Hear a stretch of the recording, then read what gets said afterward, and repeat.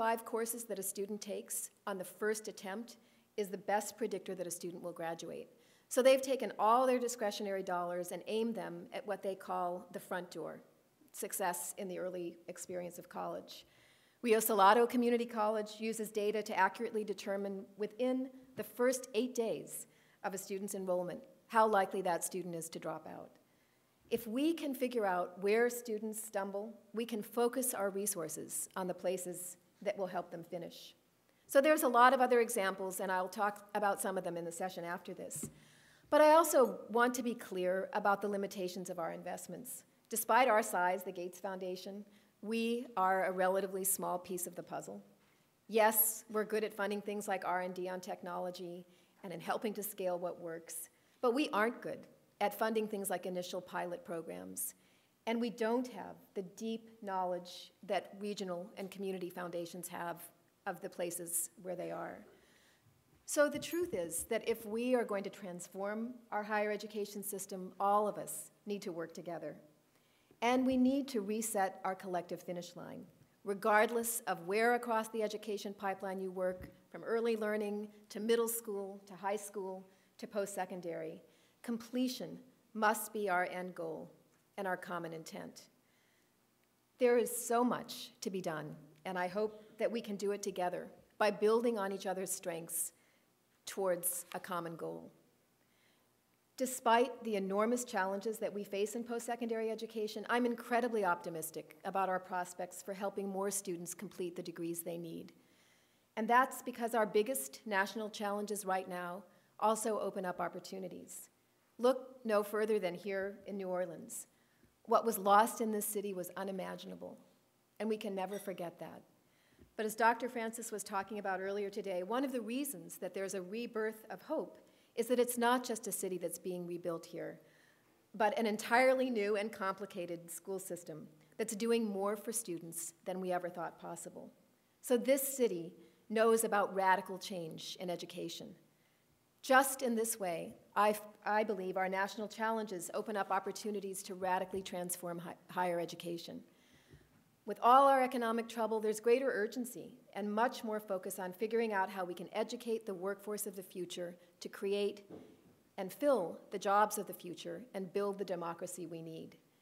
And with the federal government, states, and families dealing with their own budget crises, we're primed to figure out how we can get a better return on the investments we make in colleges and college students. So that makes this an extraordinarily exciting time for Grantmakers. We can build on the investments we've already made in early learning and K-12 and build on what it is we've learned through them about identifying what works, developing innovative new school models, fostering a community of reformers who speak a common language and push each other's practice, promoting consensus on standards for quality, and supporting teacher effectiveness.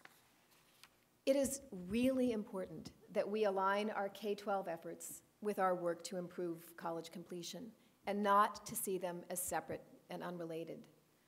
One effort I'm especially excited about is our partnership with the National League of Cities to dramatically increase the number of students who earn a post-secondary credential by the time they're 26. During a planning year, a team of 7 cities each used the best data they had available, not perfect, to track a cohort of low-income 9th graders and to identify how many of them had completed any credential beyond high school by the time they were 26. Want to take a guess at the percentages? In every single city, it was fewer than 12%. Fewer than 12%. And these are cities like Mesa and Phoenix and Riverside and Dayton, Jacksonville, Florida, San Francisco, New York City. So these cities now have action plans that bring together mayors, community leaders, employers, K-12 leaders, and community college and four-year college leaders to change this, working across the education pipeline, strengthening, I think you called it the links in that chain. But they are only a handful of the 10,000 cities in America. So that's where we all come in. We have the power to shape a P20 strategy that gives all students the chance to really develop and contribute their full potential and live the lives they want. So I want to close by sharing a video, I hope, produced in conjunction with Good Magazine. And it's our attempt to solicit success stories from students. And I think it sums up what we've been talking about. So we'll show it for a minute, and then I'll come back and close up.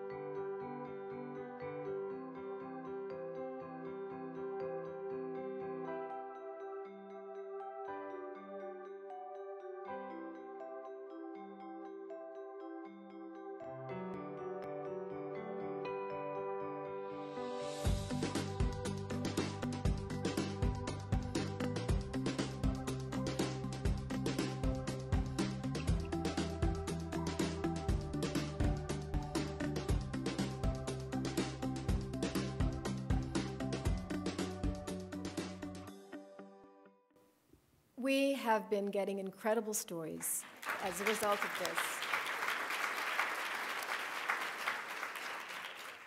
And for students to share stories of success like this, we need to invest with students like Nestor in mind and the millions like him. We need to be heroes so that they don't have to be. Thank you.